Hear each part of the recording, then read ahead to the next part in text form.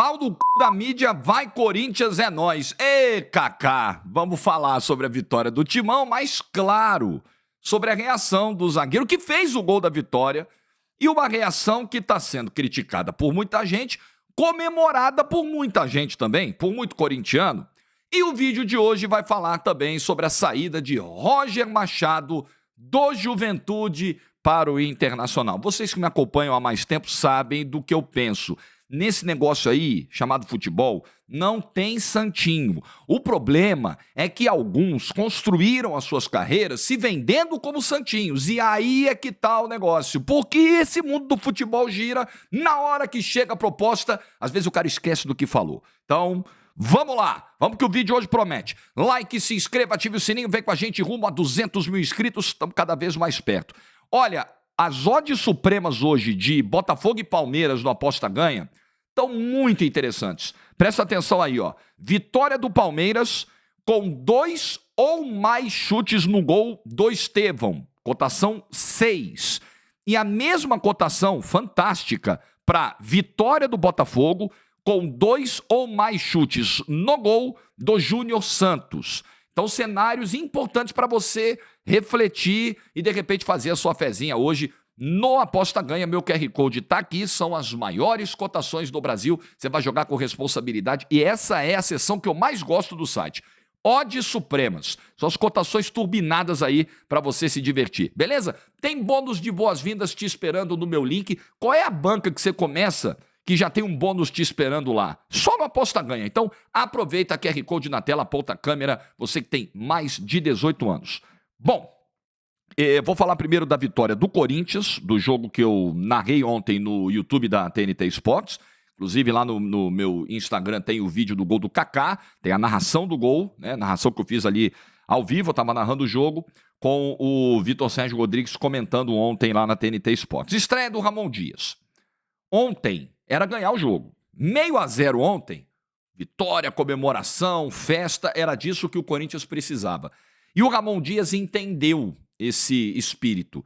E uma mostra de como o Ramon Dias leu bem o momento do clube que ele acabou de pegar foi como o Corinthians terminou o jogo. O Corinthians faz o 2-1 e aí o Ramon Dias pensa do seguinte: olha, eu não quero saber de jogar bonito, se a torcida vai gostar, se não vai gostar, se... eu vou meter aqui o time num 5-4-1 e acabou. Então ele tira o Mateuzinho, lateral direito, por exemplo, ele coloca o Félix Torres, faz uma linha de 3, depois ele coloca o Fagner, e aí fecha uma linha de 5 com o Fagner, com o Félix Torres, com o Gustavo Henrique, com o Kaká, com o Hugo pelo outro lado, e fim de papo. E o Criciúma ainda ameaçou uma pressão, o Fagner errou uma saída de bola, o Felipe Viseu quase empatou o jogo no final, mas enfim, o Corinthians controlou o resultado a partir do 2-1, se defendeu, se fechou, porque hoje é fechar a casinha. O Corinthians precisa estancar sua sangria de gols, e ontem tomou mais um, numa infelicidade do Kaká, eu vou falar muito sobre o Kaká na sequência, e o Corinthians precisa vencer principalmente esses adversários que hoje brigam com ele. A briga do Criciúma hoje, historicamente não, historicamente o Corinthians briga por títulos grandes e o Criciúma não, mas hoje a briga é a mesma. A disputa de campeonato hoje é a mesma para os dois. Manutenção na primeira divisão do Campeonato Brasileiro. E ontem a gente viu um Corinthians que soube mostrar poder de reação, porque você toma um gol na infelicidade do desvio do Kaká, é um baque, vai para o intervalo, mas o time volta para o segundo tempo com pegada, com postura e vira o jogo rapidamente, não demora muito para virar o jogo. Você conseguiu perceber algumas mudanças, não só na questão das peças que entraram, né? A decisão de colocar o Hugo Souza desde o início, um goleiro que não jogava desde março, mas teoricamente, né? O Corinthians vai para o mercado, depois de perder o Cássio e o Carlos Miguel, não para trazer um cara para brigar por posição com o Donelli, que até vinha bem, né? Diante do quadro difícil para ele quando assumiu a titularidade. Mas você vai trazer um cara para ser titular. Então o recado ficou claro ontem do Ramon Dias: olha, tô chegando, já que é hora de mudar, eu já vou mudar logo. E já que o Corinthians foi lá e trouxe um goleiro que estava na Europa, esse cara é titular, né? O outro que estava aqui era o terceiro goleiro quando começou o ano. Tá bom, vou botar para jogar. E foi muito bem o Hugo. Ele faz 3 defesas difíceis, a primeira monumental, cara a cara com o Barreto, quando o jogo estava 0-0. As outras 2 no segundo tempo, quando o Criciúma ainda estava muito vivo no jogo. Então foi muito bem. não teve culpa no gol, desvio, faz a bola passar rente à trave, ele não consegue chegar, foi mais infelicidade mesmo do Kaká e sorte do Claudinho ali no desvio. Então o Hugo foi muito bem. Eu até ontem, antes da transmissão, falei, caramba, não sei se era o caso de tirar agora o Donelli, acho que naturalmente o Hugo poderia virar esse titular. Mas enfim, o Ramon Dias tomou a decisão, cheia de riscos, e foi uma decisão ontem muito feliz, porque foi um dos destaques do Corinthians no jogo. Gostei da partida do Alex Santana também, combativo em alguns momentos no meio-campo, participativo, principalmente no primeiro tempo. E algumas outras mudanças que foram muito, muito perceptíveis. Por exemplo, se você pegar o posicionamento do Wesley ontem em campo, até o Wesley é substituído e parece não gostar muito quando sai. A primeira troca do Ramon Dias no segundo tempo, ele vai lá, chama o garoto, conversa com o garoto, mas era um Wesley um pouquinho mais por dentro, tentando fazer algumas combinações de jogada com o Hugo, que avançava ali pelo corredor. Então você via ali algumas... Coronado, por exemplo, quando entrou no segundo tempo, Coronado gosta de jogar aberto pelo lado esquerdo. E foi por ali, numa cobrança de escanteio, numa jogada ensaiada, que ele recebeu a bola do Romero e fez o cruzamento para o Kaká marcar. Então, são mudanças sutis, mas que já foram importantes no jogo de ontem. E o Ramon Dias, na coletiva, disse, olha, botei para jogar os caras aqui que eu vi no treino, que eu tomei a decisão de botar para jogar, quando perguntado ali sobre o Hugo e o Alex Santana, mas falou, olha, é jogo a jogo. Eu vou observar jogo a jogo, com o que os adversários propuserem, o que cada jogo pedir, as situações específicas de semana após semana, mas um treinador que pelo menos trouxe um pouco mais de organização ao Corinthians. O Corinthians não foi barata voa no final do jogo. Naquele momento em que você está ali com 2-1 e o adversário naturalmente vai vir para cima, o Corinthians se organizou para segurar a pressão até o final. Algumas mudanças de função e posicionamento de jogadores, né? Então, gostei do que vi. Ainda falta muito. O próprio Ramon Dias disse isso ontem. Falta muito, tem muito trabalho pela frente, muito chão pela frente, e tem mesmo. Mas é um treinador que me parece, não sei se o trabalho vai dar certo, eu não sei, eu não posso fazer essa previsão agora, mas me parece um treinador mais pronto para o momento que o Corinthians atravessa, mais preparado, até com mais estofo e com mais repertório tático, para lidar com esse momento de cobrança de um clube de massa. E o Ramon Dias viveu isso no ano passado. O Vasco é um clube de massa. O Vasco é uma das 5 maiores torcidas do Brasil. E ele pegou o Vasco numa situação de tabela até pior que a do Corinthians ano passado. E conseguiu lidar com isso. Conseguiu achar as soluções em campo e conseguiu mexer com o mental, com o emocional dos jogadores, com a questão da confiança, que me parece que estava muito abalada do Corinthians, um time que só tinha 2 vitórias no campeonato, e dessas 2 vitórias, só uma de fato, assim, com uma grande atuação, que foi aquela contra o Fluminense lá atrás, um Corinthians que vinha perdendo muitos pontos, né? Empate com o Galo, empate com... Em Itaquera que eu tô falando, empata com o Galo, empata com Fortaleza, perde pro Botafogo, muitos pontos soltos dentro de casa, onde sempre foi uma fortaleza pro Corinthians. Então, eu acho que o Ramon pode fazer um trabalho certamente melhor do que vinha fazendo o Antônio Oliveira. Não acho, com as condições dadas, que o Corinthians vai virar uma máquina com o Ramon Dias e vai brigar por Libertadores. Eu não vislumbro isso no horizonte, mas vislumbro o Corinthians com maiores possibilidades de sair dessa zona de rebaixamento das próximas rodadas e se manter ali no meio da tabela, num conforto. E aí, até eu lembro que na coletiva de apresentação do Ramon Dias perguntaram, professor, só vai priorizar alguma competição? Porque os mata-mata vão voltar, né? Copa do Brasil vai voltar, Libertadores vai voltar. E eu acho que enquanto o Corinthians não tiver, e eu falava isso no ano passado, vocês lembram disso? Enquanto o Corinthians não tiver um conforto na tabela do Campeonato Brasileiro, ele não pode pensar em outra competição. Desculpa, o Corinthians é feito para ganhar título. Eu também acho. Só que o momento não é para isso, sabe? O mar não tá para isso, não tá para esse peixe. Agora não é hora. Agora é garantir a permanência em 2025. Tem um novo contrato. Pensem nas finanças do clube. Tem um novo contrato de televisão para vigorar a partir do ano que vem. Valores muito altos. Se o Corinthians cair para a Série B, é um tombo financeiro imenso para um clube que tá ferrado de grana. Então, beleza. Pô, tamo aí para ganhar título, mas tá bom. Esse ano... Depois você pode pensar no ano que vem, mais estruturado e tal, em ganhar um mata-mata, de repente voltar a ganhar um Paulistão. Mas agora, o título do Corinthians é terminar da 16ª posição para cima. É respirar, sair desse inferno. Galera, o campeonato tá na metade. Faltam 2 rodadas para acabar o primeiro turno. Não fica nessa de, tem muito tempo pela frente para resolver. Não tem tanto assim. Tem que embalar logo, tem um jogo muito difícil contra o Bahia no domingo, fora de casa, mas muito difícil mesmo, sem o Ranieri, que ontem tomou o 3º cartão amarelo, mas olha, primeiros indícios foram bons do trabalho do Ramon Dias, primeiros sinais foram legais, gostei do que vi ontem, gostei de como o Coronado entrou no jogo, precisa jogar mais, né, Coronado? Coronado tem bola para fazer a diferença no Corinthians. Precisa ter sequência. Pode ser que agora com o Ramon Dias ele encontre essa sequência, uma maior minutagem, porque ajuda demais. Né? O Corinthians não tem tantos jogadores assim em qualidade técnica, com poder de desequilibrar. O Coronado é um desses caras. Coronado, tem Garro, não pode abrir mão desses caras de jeito nenhum.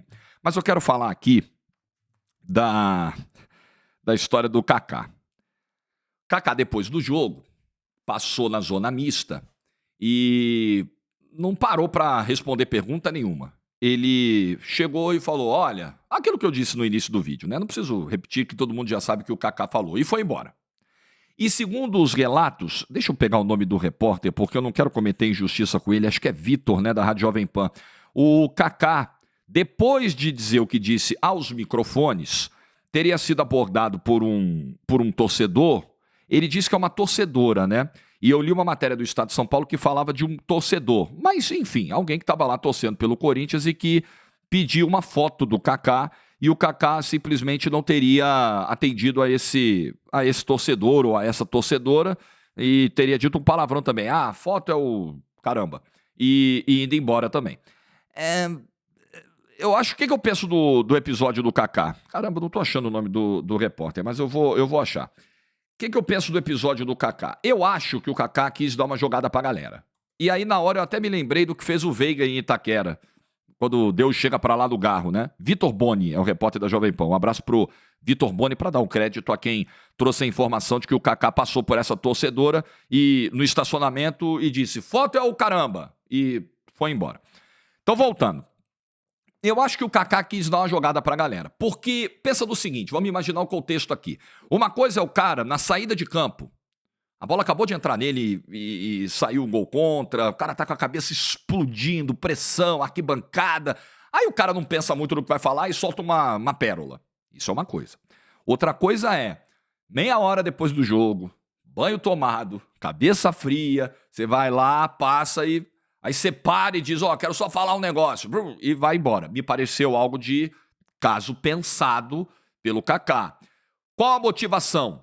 Só dar uma resposta para tudo que ele ouviu da imprensa, para as críticas que recebeu? Pode ser. Jogar para a galera, tipo assim, tô mostrando para a torcida do Corinthians que eu represento ela. Eu vou para cima da imprensa, porque é uma tradição, né, xingar a imprensa, o trabalho da mídia, colocar a mídia como inimiga. E hoje é engraçado que eu tô num grupo de torcedores, um grupo de uma galera que gosta de futebol no WhatsApp, e lá é um grupo que tem muita gente de São Paulo. Então tem muito corintiano, São Paulino e palmeirense. Muito. Eles dominam as discussões no grupo.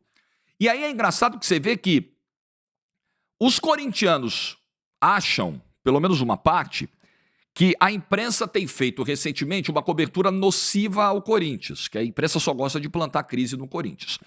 Os São Paulinos e palmeirenses acham que a imprensa protege e dá muito espaço ao Corinthians. Então fica sempre aquela... A verdade é que o Corinthians repercute muito porque é a maior torcida desse estado, a segunda maior do Brasil, uma das maiores do continente. Tudo no Corinthians repercute demais. Sobre o Kaká, e eu faço parte da mídia, da imprensa, e como é que eu, pessoalmente, eu particularmente, recebo essa fala do Kaká. Kaká depois se desculpou, tá? Kaká rapidamente, não demorou muito. Ainda na noite de ontem, foi nas redes sociais, soltou uma nota dizendo que exagerou, que estava de cabeça quente, e beleza. Eu acho que a cabeça não estava tão quente assim, mas tudo bem. Cara, errou, ou acha que errou, pediu desculpa, pensou melhor, tá tudo certo, a vida segue, não acho que tem que ficar nesse rancor. Mas como eu penso, como eu enxergo, como bate em mim o xingamento do Kaká? Simplesmente não bate. Em mim, não. Eu não visto essa carapuça. Porque eu acho que é porque o Kaká, A gente às vezes cobra, né? Pô, Kaká, você tá falando que a imprensa disse isso de você, mas a imprensa é muita gente. Diz quem é, aponta quem é. Às vezes é tanta gente que não dá pro cara... Ó, eu trouxe uma lista aqui, atenção, fulano, fulano, fulano. Não dá pra você, né, citar todo mundo nominalmente. Então você acaba generalizando, o que é ruim, porque às vezes os bons pagam, os bons são rotulados por gente que exagera, faz, né, por aquilo que a galera extrapola, faz. Eu acho ruim, mas também entendo que, pô, não tem como, né, o cara ficar, ó, um por um. Tá bom, realmente não é. Então eu acho que deve ter rolado nessa sequência de gols contra, de lances infelizes do Kaká, muita adjetivação. Acho que o Kaká deve ter ouvido, lido muita coisa. Gente que exagera. Tem gente mesmo que com o microfone da mão passa do ponto. Tem, a gente sabe que tem. Eu não vou chegar aqui e dar uma de defensor de todo mundo. Nossa, porque na imprensa só tem... Não, galera, tem uma galera que passa do ponto. Tem mesmo. Eu, como nunca passei... É só pegar no YouTube da TNT Sports o jogo de ontem. Tem a narração ao vivo, na íntegra lá. Você vai ver como o Vitor e eu, o Vitor Sérgio, que comentou o jogo, reagimos na hora do gol do Kaká. A gente falou, pô, lance de infelicidade, um azar do Kaká, já aconteceu outras vezes. Mas, assim, ninguém falou, pô, o Kaká, pelo amor de Deus, tem que tirar ele do time. O Kaká afunda o time, o Kaká enterra o time, o Kaká é frouxo, o Kaká é isso, o Kaká é aquilo, o Kaká não serve pra jogar... A gente não entra nesse terreno. Então, eu tenho absoluta certeza que o xingamento do Kaká não foi para mim. E nem para pessoas, para colegas que trabalham como eu.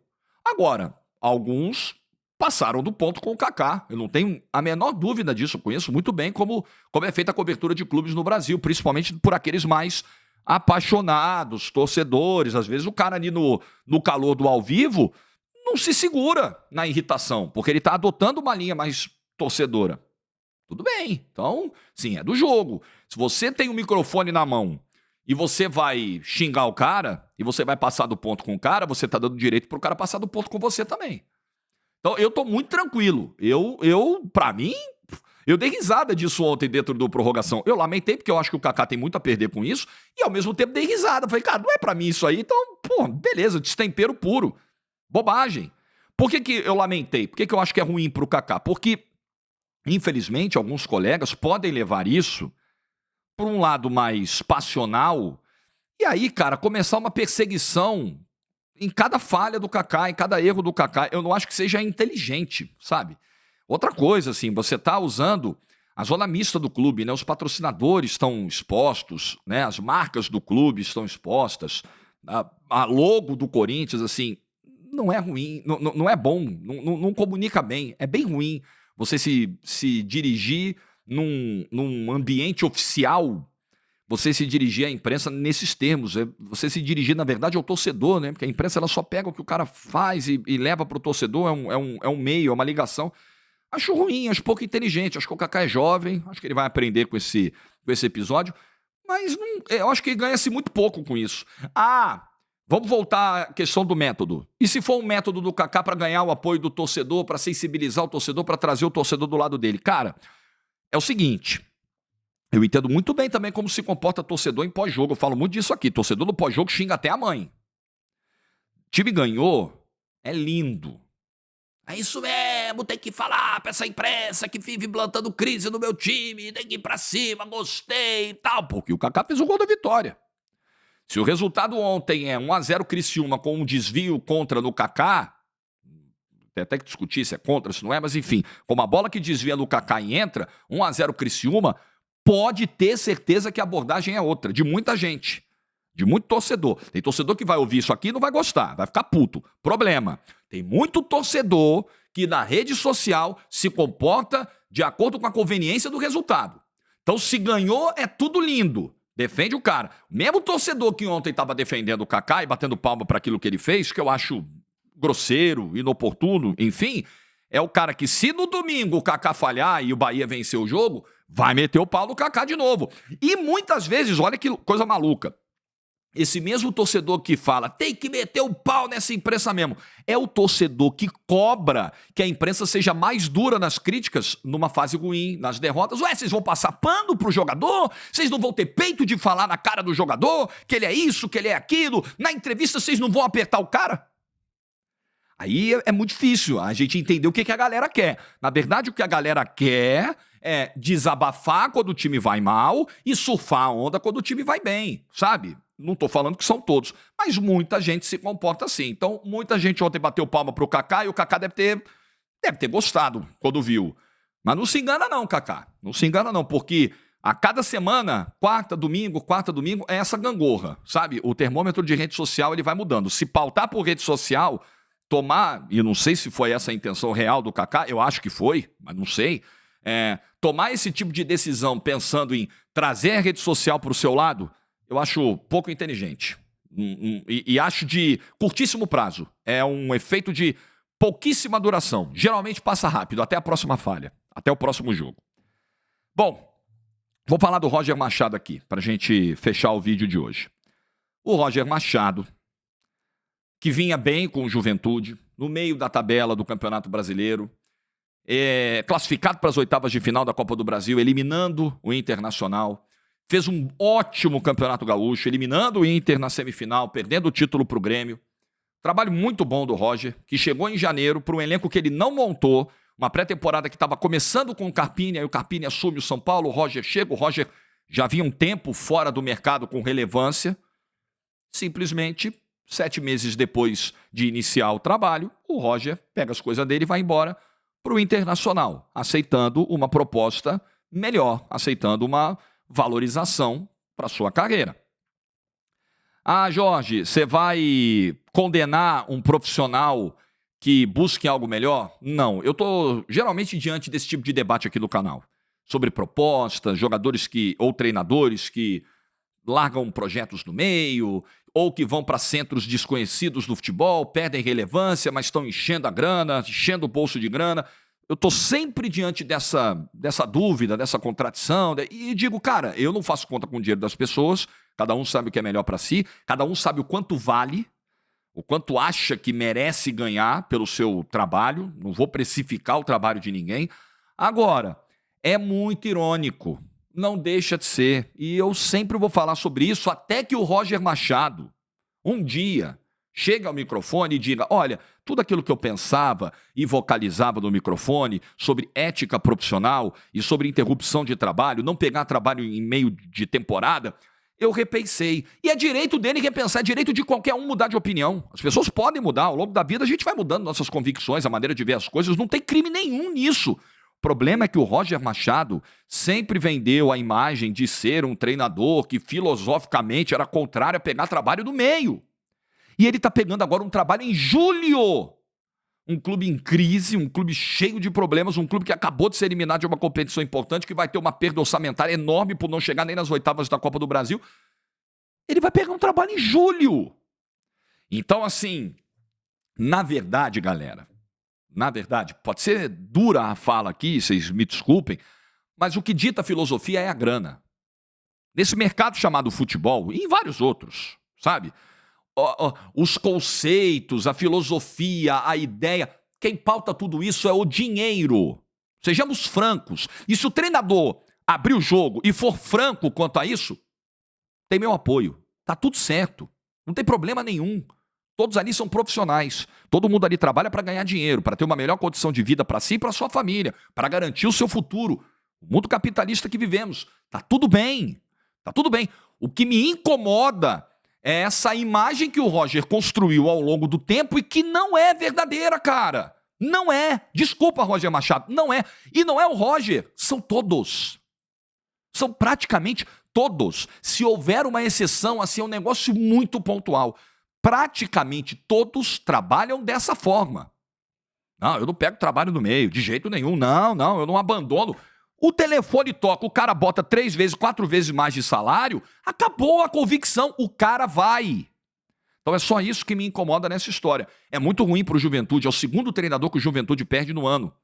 E em momento-chave, né? Você perde o Carpini antes de começar a temporada, dias antes de começar a temporada. Você perde o Roger no momento em que o time está se consolidando, né? Tá achando uma maneira de jogar. E tem um detalhe aqui também, tá?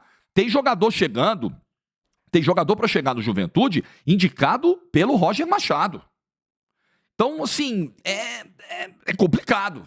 É muito complicado. Para o Juventude, um tremendo baque.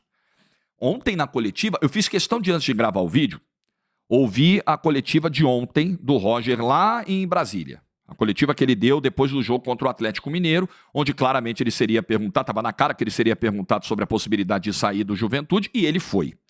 E na coletiva, o Roger falou, olha, sobre ter sido procurado pelo Inter, né? Se eu falei Juventude, me perdoe. Sobre ter sido procurado pelo Inter. E as perguntas surgiram. Pelo menos umas 2, 3 perguntas na coletiva foram feitas sobre o interesse do Inter. E aí ele falou primeiro, olha, rolou uma conversa aí, mas não tem nada oficial ainda e tal, beleza. E depois ele fala, olha, a minha ética profissional vai definir, vai pautar a minha decisão. Ele disse isso na coletiva de ontem. Então, isso me leva a crer que os valores éticos, perceba, né? O arcabouço ético do Roger Machado, ele foi consideravelmente alterado a partir de agora, em 2024. Talvez ele enxergue de outra forma. Interromper trabalhos, assumir trabalhos no meio do ano. Talvez hoje ele veja diferente. Vou voltar nesse ponto. Tá tudo bem. Mudar de opinião. Tá tudo bem.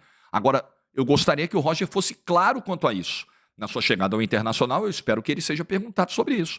Todos fazem. Não tem santo. Jorge, se o Juventude tivesse numa crise com 7 derrotas seguidas, o Roger seria mandado embora. Provavelmente. Provavelmente. É muito provável. Então, não tem santo do futebol. Treinador não pode reclamar e clube também não vai reclamar. Eu acho que o Juventude não vai fazer nenhuma reclamação. Eu não me lembro do Juventude, da diretoria do Juventude, chorar as pitangas da imprensa quando o Carpini saiu. O jogo não é esse? O jogo é esse.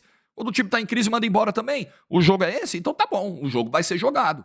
O Roger Machado, que agora largou o Juventude no meio da temporada, pode ser que passe a mesma coisa no Inter, se as coisas não derem certo. Pode ser campeão brasileiro no Inter.